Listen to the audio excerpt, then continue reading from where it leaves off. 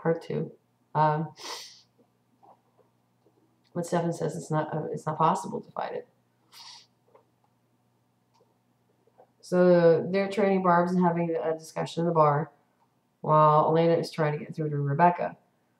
Rebecca, she says to her, you can do and say whatever you want. You can be as mean as you want, but I have one thing that you don't have, Michael. So if you're not going to tell me what I want to know, then I'm gonna wake him up. But what she hasn't told him yet is that he's already awake. She's just left that little part out. And you can tell Elena's, that Rebecca's face kind of goes, especially when she shows her the picture of Michael's name written in Norse, in runic, from that wall. So she knows that Michael is Rebecca's father. And Rebecca kind of stops in her tracks there, and that's when she gets a little catty and angry. How dare you say that to me? Blah, blah, blah. Later on, she calls her and asks her to come over to the boarding house. And Elena says to her, what do you want? I mean, you wouldn't talk to me before. Why are you going to start talking to me now? And she parades a bunch of girls in front of her, saying, I need you to help me pick out which dress I'm going to wear to the homecoming dance. Elena doesn't want to deal with her shit, but she threatens to kill one of the girls, or all the girls, if she doesn't make a choice.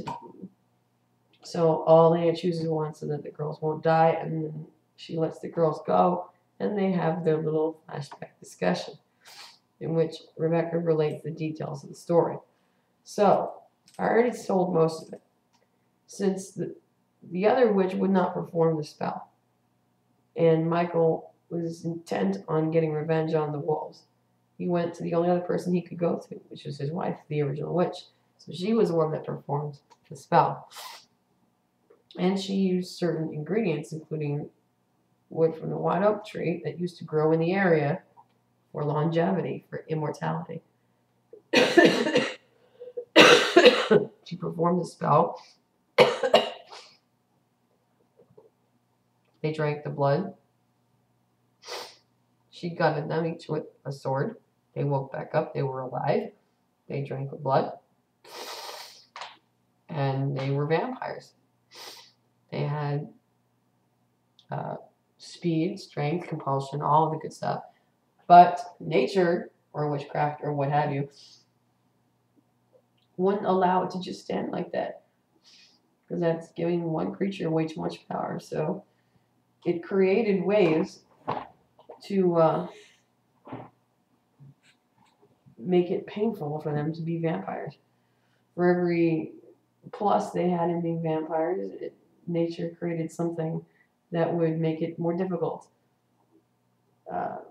Made it so that they couldn't be out in the sun. Now, they did something, I don't know what it was, but it allowed them to overcome that.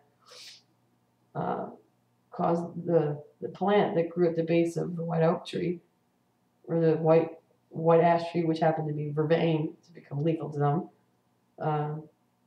and to make it that their compulsion wouldn't work, and also gave them the thirst for human blood.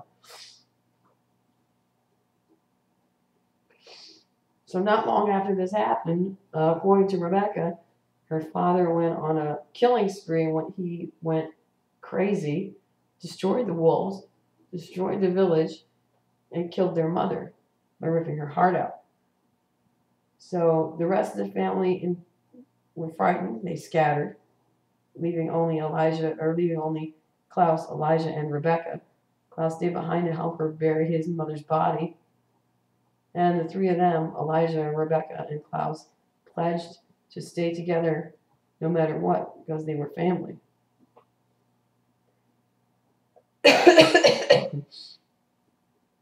What they eventually come to find out, though, through the cave drawings, is that it was all a lie. That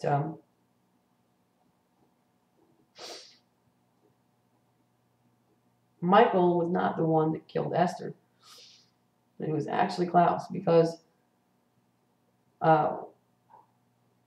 she knew that Klaus was a werewolf, or had the werewolf gene. When he became a vampire and had to feed off of a girl and take her life, that was the death that triggered the werewolf curse. So he was hybrid. She could not let that happen because it was an abomination of nature. So she put a curse on him to subdue his werewolf side. And then she rejected him, which enraged him so much because apparently Klaus is the issue because he doesn't like when people disappoint him. So he was the one that snuck into her tent, ripped her heart out, and killed her. But didn't tell this to Rebecca or Elijah. He lied about it in order to keep his siblings close because he didn't want to be alone. He was afraid if they knew what actually happened that they would turn their back on him and they would leave, which is probably true because Rebecca does not want to believe that it's actually true, but she has no choice to because it is true.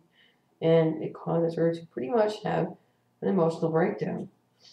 So, bravo and kudos to Elena because now you have an original on sign. And if you can find the trailer that has all of the coffins in it, and you can awaken Elijah, then bravo, you will have another one. Because I guarantee you, if you awaken Elijah this time, you will have no problems keeping him on side.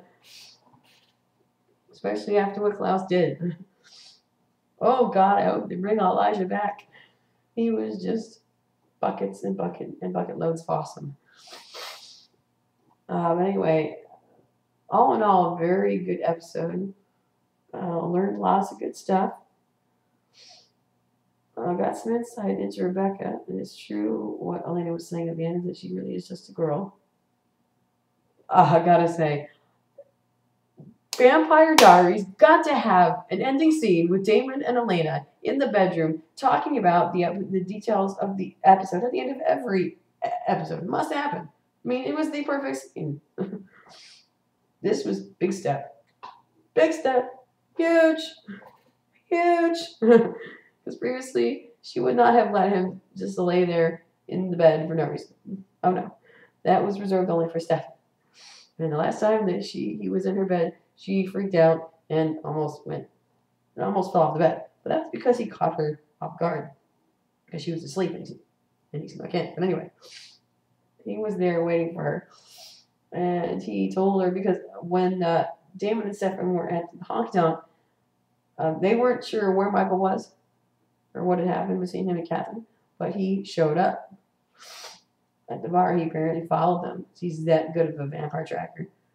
And he threatened to kill Damon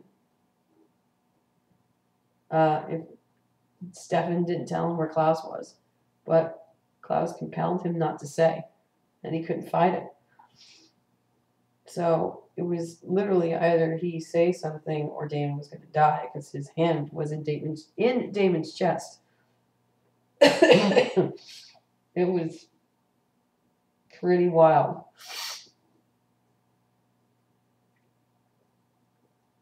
So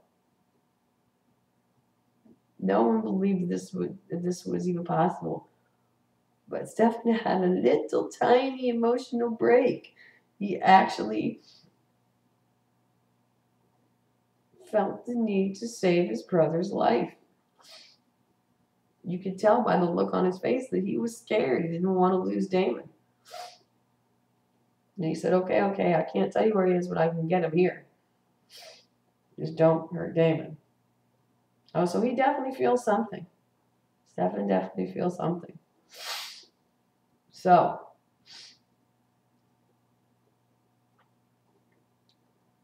Michael says, you will bring him here, and I will kill him, and I will ram, and I will put a stake in his chest, because if you don't, I will put one through yours. So now Stefan's life is on the line. So not only do they have Michael on side, for now, they have Stefan on side, because Stefan's life is at stake. Literally, at stake. So Damon tells Elena all of this in her room. She tells him that they have Rebecca on side. And she says, okay, Damon, I'm tired. I want to go to bed. And she tries to pull the covers off him, but he won't move. So she's like, you know what? I'm too tired to argue with you. Screw it. And she gets in the bed. And he asks her what she managed to learn. And he said, well, she said, Rebecca's just a girl who lost her mom too young, who loves recklessly and with abandon. And the whole time she was saying this, Damon was looking at her with this look on his face like, And I was looking at her with this look on my face like, oh my God, you are describing yourself in the way you feel about Damon. Good Lord.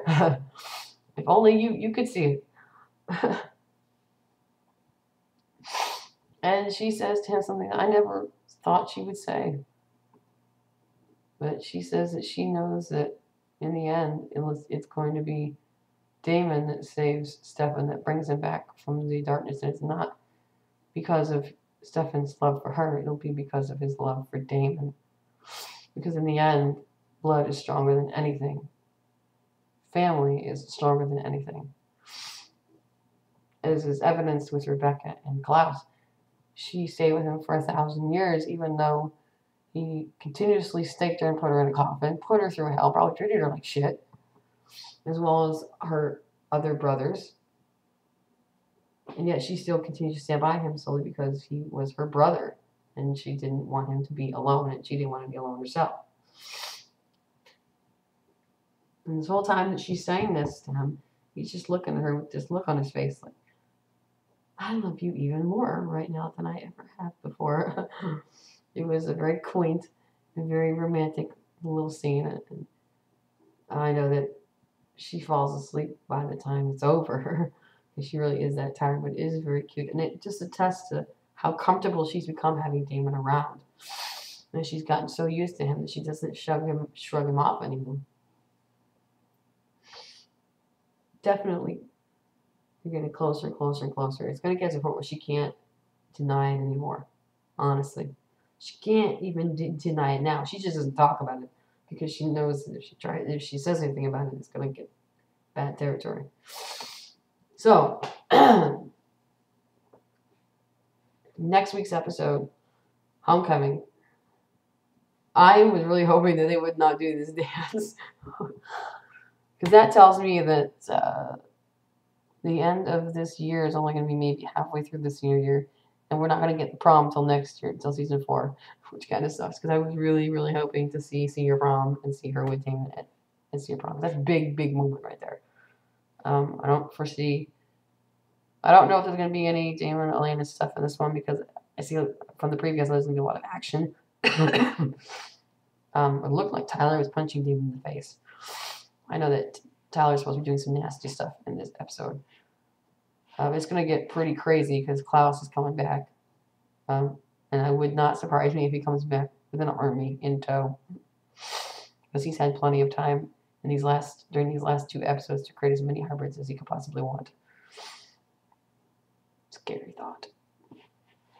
I don't know what's going to happen, but I guess we'll see. So that's it for me. Sorry, this is a little long, but like I said, I had to do 2 vlogs in one. So that's all from Nick Nat Packer in Virginia Beach, and we'll see you on Thursday evening for episode 9. Many, many more happy Delina moments in the future. Peace.